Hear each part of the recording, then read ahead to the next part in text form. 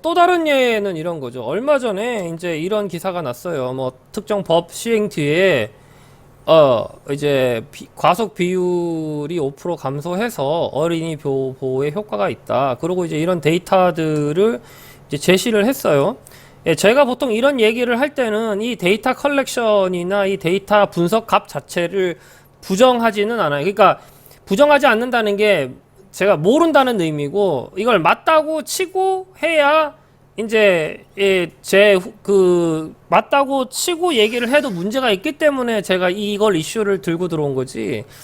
데이터 컬렉션을 어떻게 했느냐, 올바르게 했느냐, 이걸 따지기 시작하면은 이거는 이제 논쟁의 여지가 있으니까 그 부분은 빼고, 데이터 컬렉션은 제대로 됐고, 이 값들, 이 값들 또한 사실이라고 놓고 얘기를 이제 하려고 합니다. 이렇게 해가지고 이런 데이터가 실제로 보면은 떨어졌어요. 그죠? 떨어졌죠? 그러면은 이 말이 맞냐는 거지. 이 말이. 어린이 보호에 효과가 있는 게 맞냐는 거지. 요거는 사실인 것 같아요. 5% 정도 떨어졌다. 5포인트, 5포인트 감소했다. 이렇게 돼 있으니까 요건 사실인 것 같아요. 그죠? 근데, 이게 지금, 이게 감소를 했다고 해서 어린이 보호에 효과가 있느냐. 이걸 한번 따져보자는 거죠. 그렇게 하려고 하면 일단 해봐야 될 게 뭐냐면, 이게 이제 인과관계를 정리를 하려고 하면 이 조건부 명제로 해보면 되게 좋아요. 그래서 지금 아까의 상황을 조건부 명제로 표시를 하면 P는 특정 교통법을 시행을 했고, Q는 과속이 5%포인트 감소를 했고, 그게 어린이 보호에 효과가 있다. 이런 식의 이제 조건부 명제로 쓸 수가 있고, 그리고 이걸 이제 이렇게 표현을 하면 이런 식이 되죠. P이면 Q이고 Q이면 R이기 때문에 결국에는 뭐란 얘기죠? 결국에는 특정 교통법을 시행을 한 게 어린이 보호에 효과가 있다. 이렇게 이제 조건부 명제의 표현이 가능하겠죠. 그죠? 근데 문제가 뭐냐면, 자, 아까도 말씀드렸듯이 데이터 수집과 분석은 진실이라고 가정을 하고 말씀드리는 거예요. 말씀드리는 게 뭐냐면, 첫 번째가 뭐냐면 P이면 Q, 그러니까 P이면 Q가 뭐죠? P이면 Q가 그죠? 특정 교통법을 시행을 해서 5% 감속을 했다는 게 사실인지 확인할 수 있는 방법이 없어요. 예, 사실인지 확인할 방법이 없어요. 확인할 방법이 없고, 그 다음에 두 번째 문제가 뭐냐면 R이라는 게 어린이 보호의 효과라고 했잖아요.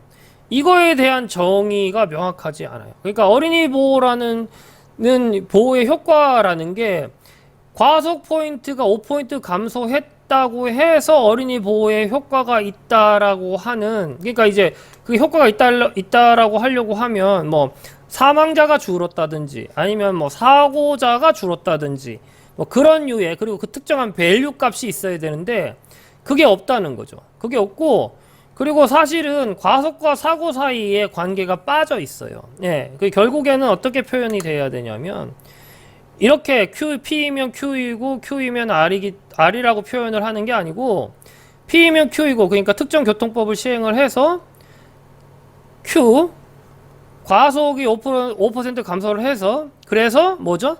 사고가 줄어서, 그죠? 사고가 줄었기 때문에 어린이 보호에 효과가 있다. 예. 요 부분이 빠져 있는 거예요. 예. 요 부분이 빠져 있기 때문에 뭐가 정확하지 않냐면 R에 대한 정의, 그러니까 어린이 보호에 효과가 있다는 정의가 명확하지 않은 거예요. 예. 근데 그거는 또 그 기본적인 문제지만, 또 하나 생각해 봐야 될 게 뭐냐면, 과연 이 인과관계가 있는지 확인하기 위해 더 많은 데이터를 수집을 한다고 했었을 때 이게 과연 효과가 있느냐는 거예요. 예. 이게 과연 효과가 있느냐에 관한 문제가 여전히 남습니다. 예. 그래서 사실은 4번 같은 부류, 그러니까 4번 같은 부류라는 게 원래의 문제가 있고, 그 문제를 해결하기 위해서 데이터 사이언스 혹은 데이터 아날리틱스가 전처리 작업, 전작업으로 생각을 하는, 혹은 전작업으로 이해가 되는, 쓰이는 이런 부류 같은 경우에는 가장 좋은 솔루션은 뭐냐면 그 원래의 문제를 푸는 게 제일 좋아요. 예. 원래의 문제를 제일 푸는 그걸 풀 수 있는 게 제일 좋고, 원래의 문제를 풀 수 없다고 할 경우에 현재의 그 어베일러블한 데이터, 그러니까 별도의 데이터 컬렉션이 없이 현재의 어베일러블한 데이터 혹은 이제 검증된 데이터가 있으면 더 좋고, 그걸로 문제가 해결 가능한 게 그 다음 차선이고, 그리고 이제 그런 데이터가 없다.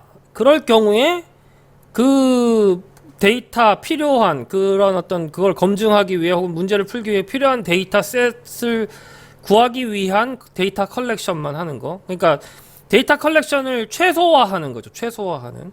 그게 그 다음 차선이에요. 예.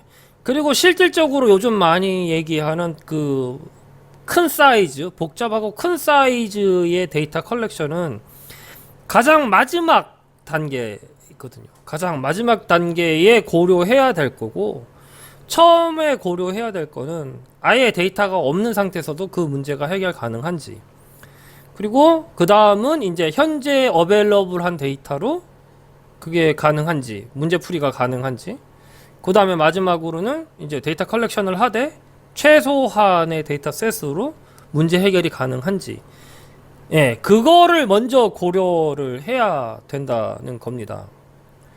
그래서 이거 한번 보세요. 이게 뭐냐면 얼마 전에 또 비슷한 거예요. 그 무슨 법 있죠, 그죠? 그거 시행 6개월 해서 어린이 사고 1,500건 감소했다. 그리고 이제 뭐 자료에 따르면은 이렇게 감소했다고 이렇게 나와요, 그죠? 그래서 줄어들었다 이런 식으로 이제 나오죠. 예. 다시 한번 얘기하지만 저는 데이터 컬렉션이나 이 데이터 아날리시스 자체가 문제라고는 생각 안 합니다. 그냥 그 맞다고 치고 이제 얘기를 하는 거예요. 그래서 여기서의 문제, 그러니까 프로블럼, 우리가 풀고자 하는 프로블럼은 뭐냐? 실제로 이 법 때문에 사고가 줄었느냐? 예, 이걸 이제 따져보고 싶은 거예요. 이거를 따져보려고 하면 또 이제 데이터를 구해야 된다라는 식의 발언이 나올 수가 있겠죠. 그죠?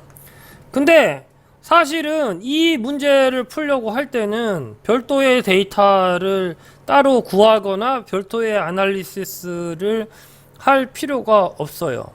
왜냐하면 이 모 유튜버께서 정리를 해주셨는데, 올해 초에 이런 일들이 쭉 있었어요. 뭐냐면 3월 2일부터 4차례 계약 연기하고, 4월 9일에 온라인 계약하고, 5월 22일부터 애들 계약하고, 그 다음에 뭐 중단된 학교가 838곳이고, 그 다음에 이제 9월 11일까지 수도권 내 원격 수업이고, 그리고 33개교 고등학교 15교가 중단했고, 수도권 내 유치원 전부 원격 수업이고, 그 다음에 등교 인원 3분의 1로 줄였고, 다 이런 식으로 했어요. 그러니까 이게 무슨 얘기냐면, 이거는 줄어드는 게 당연한 거예요. 줄어드는 게 당연한 게, 지금 이런 류의 작업들을 정부에서 했는데 당연히 교통량이 줄고 전체 그 사람들의 그 교통 그게 줄 수밖에 없는 상황이잖아요. 그럼 줄 수밖에 없는 상황에서 그게 줄어들었다고 하는 거는, 그건 어떤 면에서는 당연한 거죠. 당연한 거고, 그리고 그게 안 줄어드는 게 오히려 이상한 상황이 되는 거죠. 그죠?